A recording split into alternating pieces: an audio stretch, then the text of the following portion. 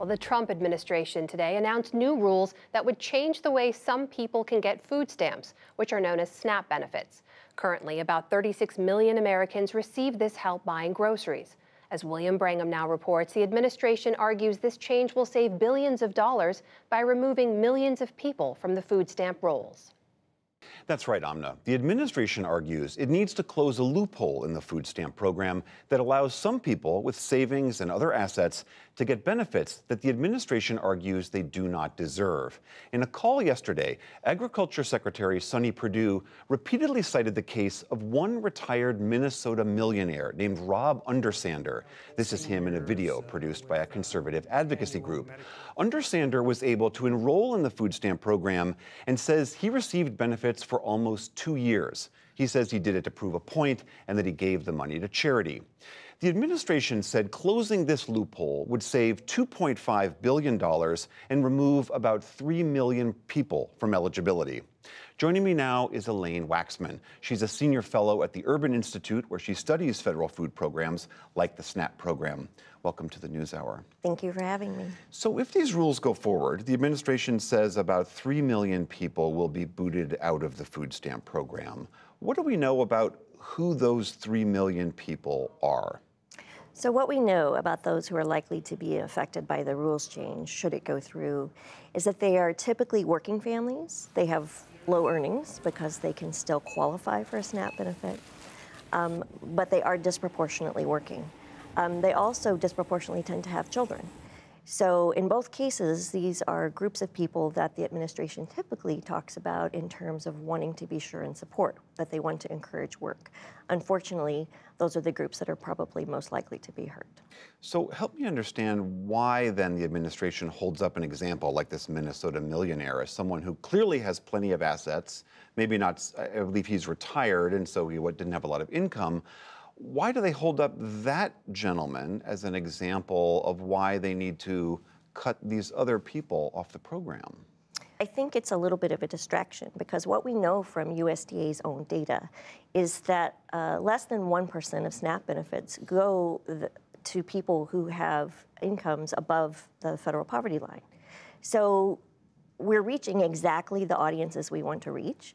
There's no evidence of widespread fraud. And it's allowed states to be responsive to families that are maybe earning a little bit more income and at risk of losing benefits if they get a 50-cent an hour increase in their wages. If that happens and they lose SNAP benefits, they may actually be worse off. Those are the kinds of things that states have been trying to avoid. One of the arguments that the administration seems to be making is that states need to do a better job of checking people's assets.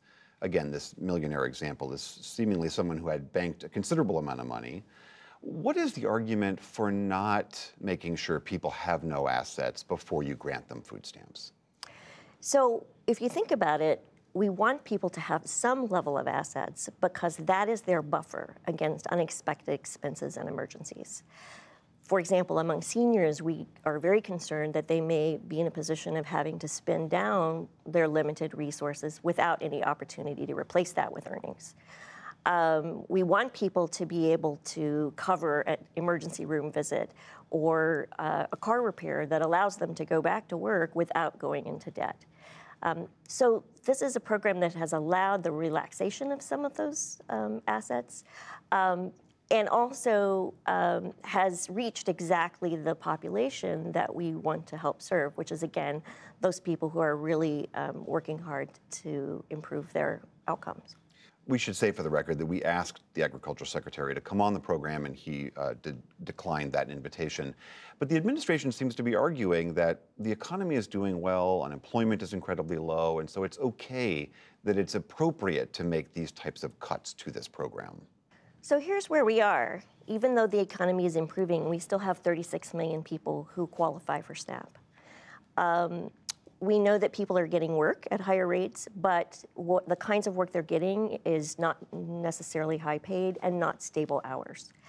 That's what we're facing. In the absence of a dramatic change in people's circumstances, which we're not seeing in this current economy, if you terminate SNAP benefits, we can anticipate that more people will be food insecure and more people will be in poverty. because we know from research that SNAP combats those two things. We really worry about that because food insecure families are more likely to experience hospitalizations, children are less likely to do well in school, seniors who are food insecure are more likely to have chronic health problems. So we might save some money in one particular aspect of our expenditures. It'll show up somewhere else. All right, Elaine Waxman of the Urban Institute, thank you very much. Thank you.